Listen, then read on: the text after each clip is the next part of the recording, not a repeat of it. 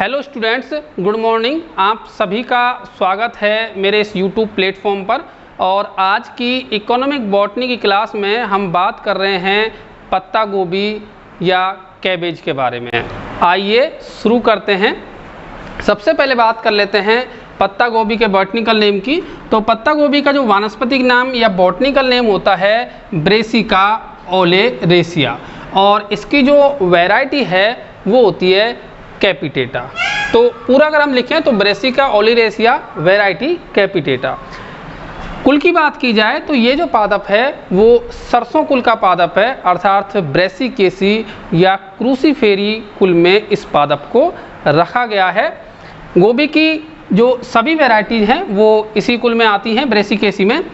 इस पादप के उपयोगी भाग की बात की जाए तो हमें नाम से ही पता चल रहा है कि पत्ता गोभी है, तो यहाँ पर जो इसकी लीव्स हैं या पत्तियाँ जो हैं वही काम की होती हैं, जो कि विशेषकर कहें कि एक बंद रूप में व्यवस्थित रहती हैं और एक बंद संरचना बनाती हैं।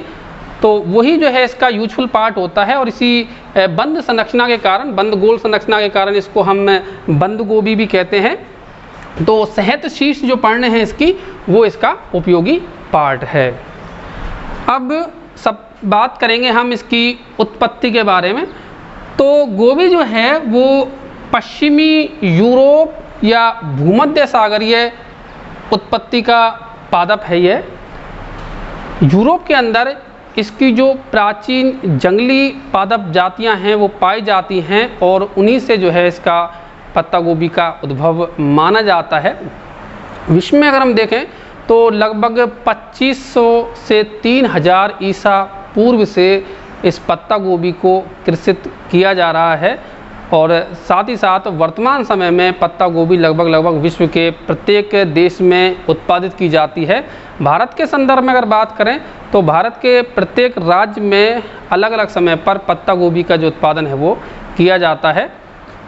पत्ता गोभी की काफ़ी सारी जो है किस्में हैं, और उस हिसाब से उन किस्मों को भारत में अलग अलग समय पर बोया जाता है। तो ये तो बात होगी उत्पत्ति की। उत्पत्ति में हमने देख लिया कि इसकी जो उत्पत्ति है वो यूरोप की है, विशेषकर पश्चिम यूरोप और भूमध्य सागरीय या मेडिटेरियन जो क्षेत्र है वो इसकी उत्पत्ति का केंद्र है। अब बात कर लेते हैं इसके वानस्पतिक लक्षणों की। तो वानस्पतिक लक्षण, जैसा कि हमारे घरों में जो है बंद गोभी हम उपयोग में लेते हैं, तो इस पौधे के वानस्पतिक लक्षणों से हम परिचित हैं। वानस्पतिक लक्षण में बात की जाए तो जो पत्ता गोभी है वो एक शाकीय पादप होता है, और ऊंचाई जो है वो पादप की ज़्यादा नहीं होती है। शाकीय पादप में जो तना होता है वो इसका हाशित हो जाता है। तना बहुत ही कह सकते हैं कि रिड्यूस अवस्था में इसमें मिलता है, और प्रमुख जो पार्ट आपको यहाँ पर देखने को मिलेगा वो इसकी पत्तियाँ मिलेंगी।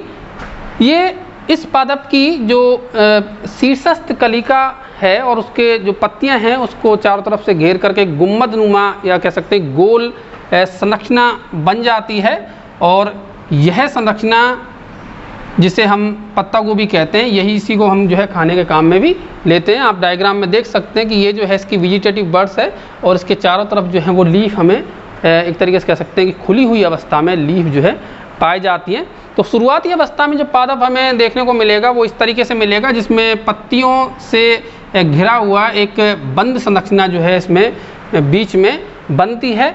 जब पादप धीरे धीरे परिपक्व हो जाएगा तो परिपक्व पादप में ये जो पत्तियां हैं जो अभी तक बंद अवस्था में थी, ये एकांतर रूप से जो है खुलती जाती हैं, और खुलकर के इसमें से पुष्पक्रम जो है निकलता है। और इस पादप में पुष्पक्रम की बात करें तो सरसों की तरह ही इस पादप में 80 माक्षी पुष्पक्रम पाया जाता है, और यहाँ पर फल जो लगेगा वो सरसों की तरह ही सिलिका फल पाया जाता है।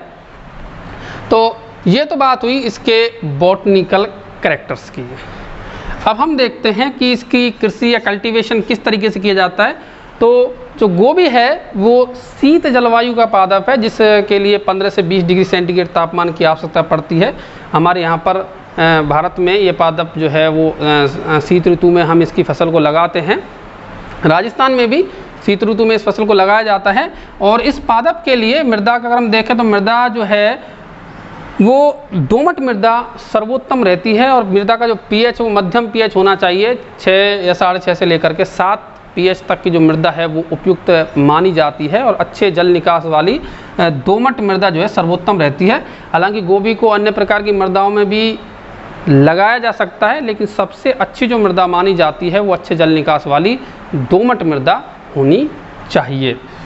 बुवाई का जो कार्य है वो इसका अगस्त से अक्टूबर महीने में अर्थात शीतकाल में किया जाएगा, क्योंकि सर्दी की फसल है जिसके लिए 15 से 20 डिग्री या इसके मध्यम टेम्परेचर की आवश्यकता होती है। तो इसीलिए इसका जो बुवाई का कार्य है वो अगस्त से अक्टूबर महीने में किया जाता है। बुवाई करने से पहले खेत को अच्छी तरीके से तैयार किया जाता है और तैयार करने के लिए 2 से 3 बार इसकी खेत की जुताई की जाती है।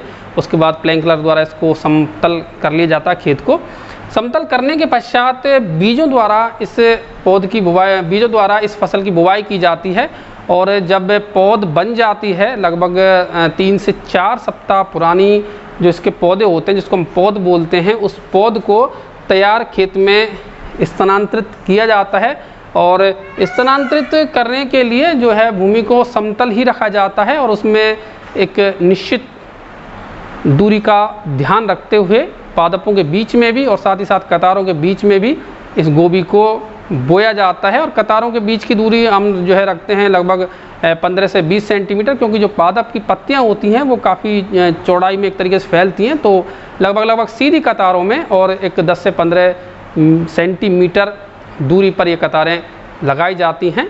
पादपों के बीच की दूरी भी लगभग इतनी रखी जाती है जिससे कि पादप जो है वो अच्छा आकार प्राप्त करता है और जो गोभी का आकार है वो भी हमें अच्छा मिलेगा। ज़्यादा सघन तरीके से लगाने पर गोभी के जो आकार है उसमें गिरावट आती है जो कि अच्छी नहीं मानी जाती।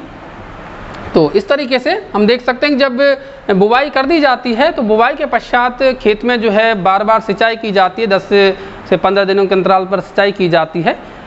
फसल में पानी जो है वो भरा हुआ नहीं होना चाहिए, लेकिन सिंचाई जो है वो प्रॉपर मात्रा में यहाँ पर की जाती है। साथ ही साथ बुवाई से पहले कार्बनिक खाद का इस्तेमाल भी किया जाता है और सिंचाई के दौरान हम रासायनिक खादों का इस्तेमाल, रासायनिक उर्वरकों का इस्तेमाल जो है वो करते हैं।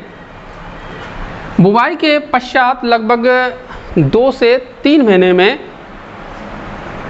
पत्ता गोभी की जो फसल है वो तैयार हो जाती है, अर्थात ये जो गोभी है बंद गोभी, इसका जो आकार है वो पूर्णतः विकसित हो जाता है और इस दरमियान इनको मशीन द्वारा या हाथ से जो है तोड़ लिया जाता है और मार्केट के लिए भेज दिया जाता है।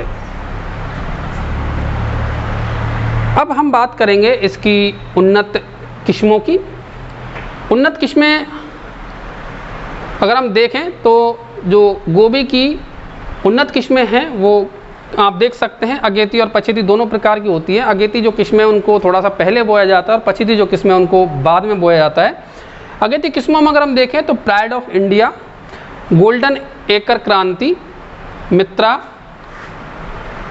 पछेती किस्मों में अगर हम देखें तो कोपेनहेगन मार्केट, सितंबर अर्ली, मिड सीजन मार्केट, इसके अलावा Pusa drum head, late drum head, twisto, selection 8, hybrid 10, ये सभी जो हैं पत्ता गोभी की उन्नत किस्में हैं जिनको बो करके हम अच्छा उत्पादन प्राप्त कर सकते हैं। इन किस्मों में जो पत्ता गोभी है उसके आकार में, रंग में, स्वाद में, इन सब चीज़ों में फ़र्क हमें देखने को मिलता है।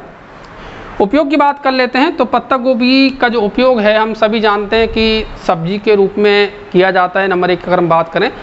इसके अलावा पत्ता गोभी को जो है चावलों के साथ में या अन्य सब्जियों के साथ में मिला करके भी सब्जी के रूप में या अन्य रूप में, विशेषकर पकौड़ों के साथ में या अन्य व्यंजन बनाने में भी इसका प्रयोग हम लेते हैं।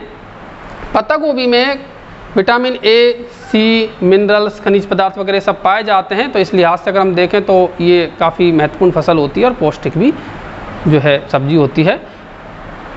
विदेशों में विशेषकर जापान और अमेरिका के संदर्भ में इसकी जो पत्तियां होती हैं उनका किण्वन करा करके व्यंजन बनाए जाते हैं और यहाँ पर जो फास्ट फूड हैं, विशेषकर भारत या अन्य देशों के संदर्भ में फास्ट फूड में भी जो है पत्ता गोभी का प्रयोग किया जाता है। जैसे कि चाउमीन में हमने देखा है कि पत्ता गोभी जो है वो प्रमुखता से डाली जाती है। तो ये सभी जो हैं इसके उपयोग हैं। और एक उपयोग और हम जो है इसमें बताना चाहेंगे कि इसका जो पत्तियां हैं इनको पशुओं के खिलाने के काम में भी लिया जाता है। तो इसी के साथ इसका उपयोग जो है वो समाप्त होते हैं। तो आज की इस क्लास में हमने पत्ता गोभी के बारे में पढ़ा। आपको ये मेरा वीडियो अगर अच्छा लगा तो आप इसे लाइक करें, शेयर करें और साथ ही साथ मेरे चैनल को सब्सक्राइब करें। Thank you.